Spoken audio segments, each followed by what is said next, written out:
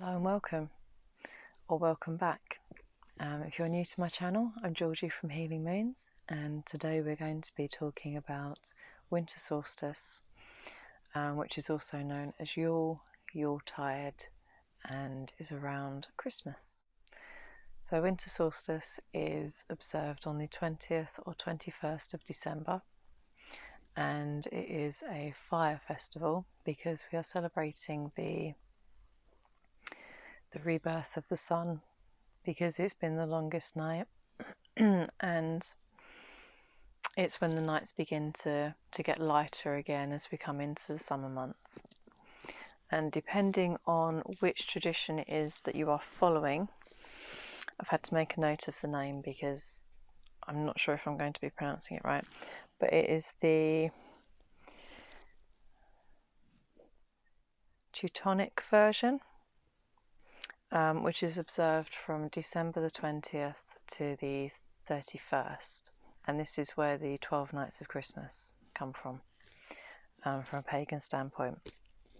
And it begins with Mother Night, which would be observed on the 20th, and then follows through to Yule Night, which would be obviously on the 31st of December. And in some traditions it's also observed not as a fire festival, but as the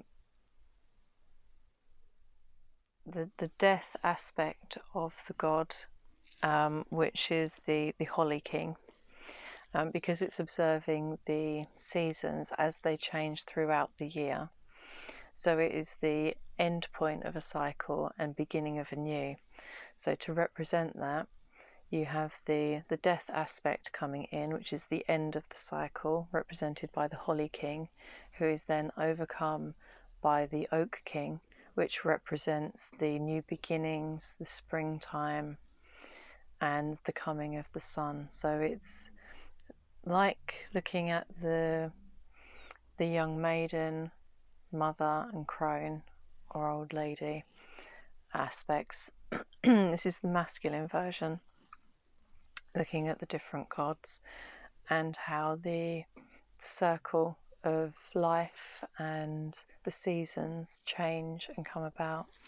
So, as I said, this is the end of one cycle and then the beginning of the next. And so the Oak King is often represented by a young boy who is kind of like the maiden aspect, but of the divine masculine rather than feminine at this point that we're looking at. And yeah, so as the sun is then beginning to, the nights are getting lighter again and things like that, it's that aspect that they're looking at with the king analogy and traditions that are followed. Traditionally, it's a time of bringing in the tree to decorate it and making wreaths of holly as well. Cooking biscuits and cookies and those sorts of things are all around this time as well, much like what you'd see in mainstream society now, coming from a Western culture standpoint anyway. And obviously most people have heard of Yule logs before they were chocolate cakes, but traditionally it would be the log that you would use in your fireplace, and a small portion of it is kept back, which is kept within the house to protect the home throughout the year, the coming year. And then that piece that has been saved is then used the following year at Yule to then light the new Yule log. And then the process goes again forwards into the coming year. And bayberry or bayberry candles are also commonly used at this time, to ensure wealth and happiness for the coming year. So they can be lit around the fireplace and things like that in the home. They can be used around this time anyway, and they can also be, you can have separate ones that are used at the time of celebration. So if you are doing a Winter Solstice ritual or Yule ritual at this time, then you can also use bayberry candles within the ritual as well, which you can either let, depending on the size of the candle and what you're doing, you can either let it burn out,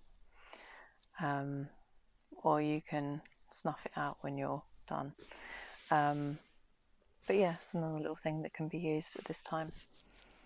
And if you're sending Christmas cards at this time and you want something that is a little bit more pagan friendly, then you can find ones that have nature scenes on with stags on, because they represent the god, pagan god. Then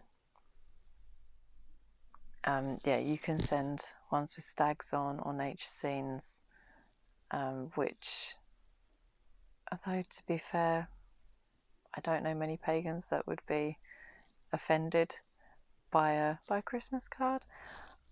There's bound to be someone out there that might be. So yeah, if you wanted a more pagan type Christmas card to send for Yule, then they would be ones with stags on or nature scenes. And this is also a good time to, if you want to set intentions for the coming year, you can, as part of your ritual or Winter Solstice ritual, you can actually use it like you would at the new moon to set your intentions for the coming year. So you can do, because it's a fire festival, you can always do a ritual that involves writing out your limiting self-beliefs that you want to let go of, putting them on little bits of paper like you would at the new moon, and then burning those as part of your ritual to release them and let go of them.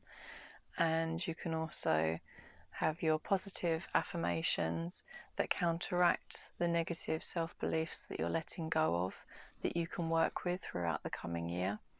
And you can also set your intentions of what it is that you want to either attract into your life or that you want to achieve in the coming year. A bit like setting your New Year resolution. So you can make a list of those as well.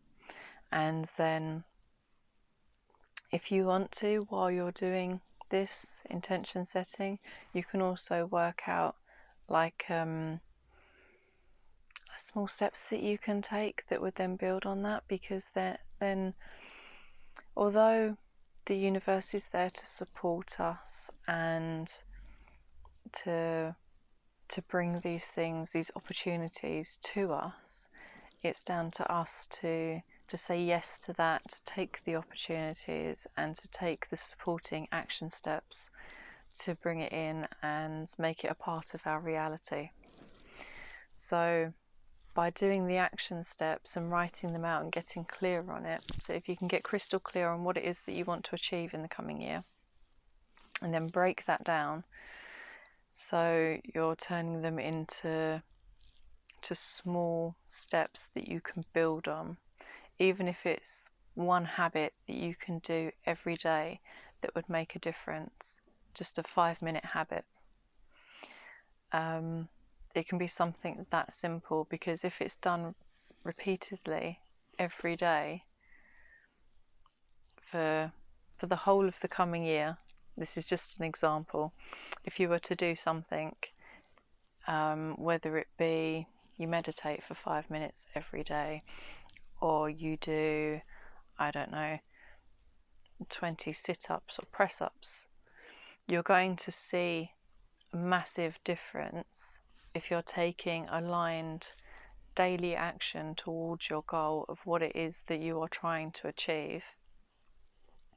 You will see a difference even on those small steps that you are taking, or that small habit that you are then integrating into who you are and your being. It's going to reflect and have an impact on how the rest of the year pans out when you can do that consistently. So it's about finding things that you can do on a consistent level when setting your goals and taking those action steps towards it.